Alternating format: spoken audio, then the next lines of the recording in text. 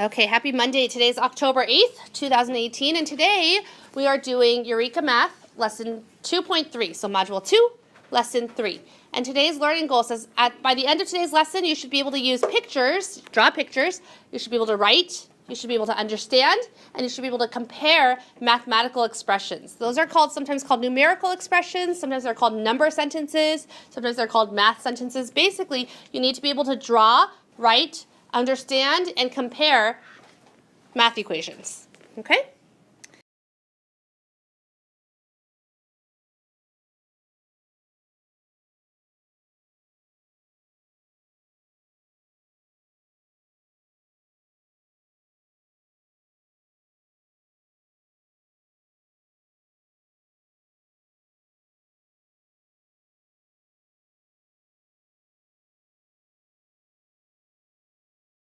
To draw a model. Whenever it says to draw a model, what kind of model are we drawing?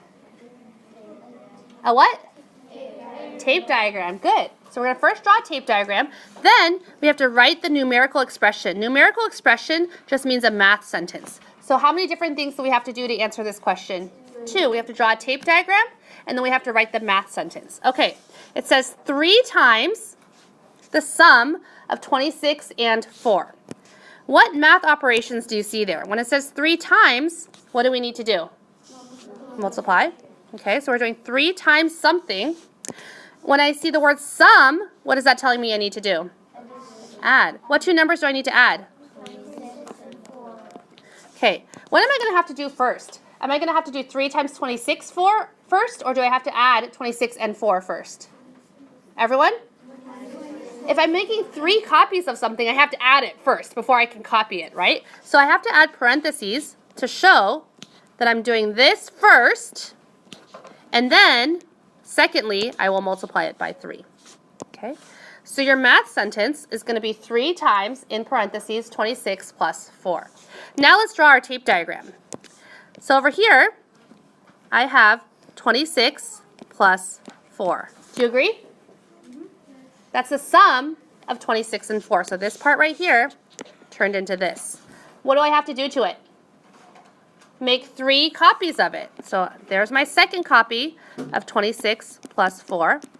And there's my third copy of 26 plus 4. So this is the tape diagram that shows 3 times the sum of 26 plus 4. Let me show you some ways you could do this wrong. If you write 30, 30, and 30, that's wrong, because it's not showing 3 copies or 3 times the sum of 26 and 4. It's showing 3 times what? 30. 26 plus 4 is 30, but that's not what the sentence is saying. Do you see the difference there? Okay, so this would not be correct because it doesn't show me you understand what the sum of 26 and 4 means.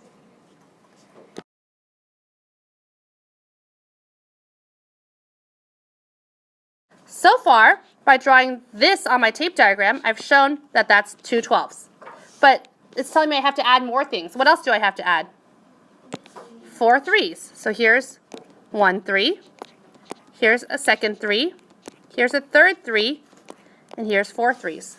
So I'm showing you, by finding all of this together, I'm finding the sum of 2 12ths and 4 3s. Do you see how my tape diagram shows the sum of 2 12ths and 4 3s? Very good. Now we have to write the math sentence. Well, if I have 2 12ths, that's 2 copies of 12, right? Do you guys agree that this is 2 12ths? And 4 3s. How would I write 4 3s? Well, it's 4 copies of 3. And what am I doing to 2 12ths and 4 3s? I'm adding. So I have to add 2 times 12 in parentheses to show that that's one number.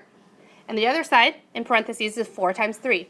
In this case, if I didn't put the parentheses, the order of operations would tell me that I still have to do it in this order. However, I want you to put the parentheses to be very clear. Does that make sense? If you don't put the parentheses, it's not as clear. So please put the parentheses. So in this case, this is what the math sentence would look like, and that's what the tape diagram would look like.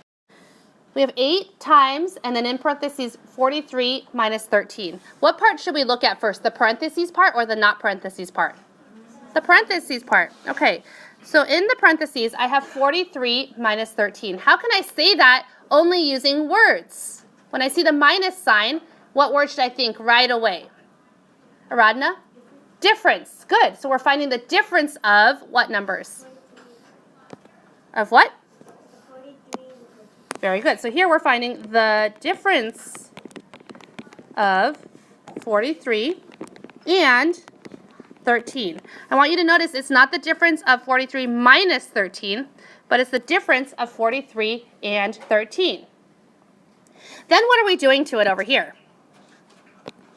What are we doing? Raj? We're multiplying it by 8. So what's one way to say that we're multiplying it by 8? Tarun? 8 groups. 8 groups of. Very good. That could be one way. Is that the only way? What's another way we could say it? We could say 8 groups of. We could also say 8 copies of. Or we can say 8 times, right? Even though I said that one, 8 times is less preferred. But we could say 8 groups of the difference of 43 and 13. Or we could say 8 copies of the difference of 43 and 13. Do you guys see how that works? Okay, now let's solve it. Because it says first we have to write the numerical expression in words. That's this, right? This is it in words. And now we have to solve it. Okay, so first we have to find the difference of 43 and 13. What's 43 minus 13? 30. And what do we have to do to that? We have to do 8 copies of 30. That's the same as 8 copies of 3 tens, right? What's 8 times 3? But what units are we in? So it's 24 tens, which is the same as 240. So that's the solution, and this is the number sentence in words.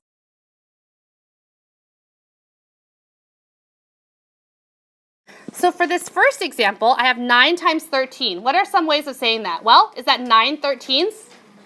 Yeah? So if I have 9 13s on this side and I have 8 13s on this side, which side is more? 9 13s. And I can do that. Did I multiply 9 times 13 or 8 times 13? No. I can solve it without calculating. That's what it means to figure out which side is bigger without calculating, because I know logically that 9 13s is going to be more than 8 13s. Make sense? Okay. Copy down the second one into your notebook. The sum of 9 and 10 doubled. And over here, 2 times 10 plus 2 times 9. Copy that down and see if you can solve it. Compare the two sides without actually solving it. So we're going to see that they're equal, because as Taylor said, if I take 9 and 10 and I add them together and I make 2 copies of it, I'm going to have 2 10s and 2 9s, aren't I? So do you see how they're equal without even calculating?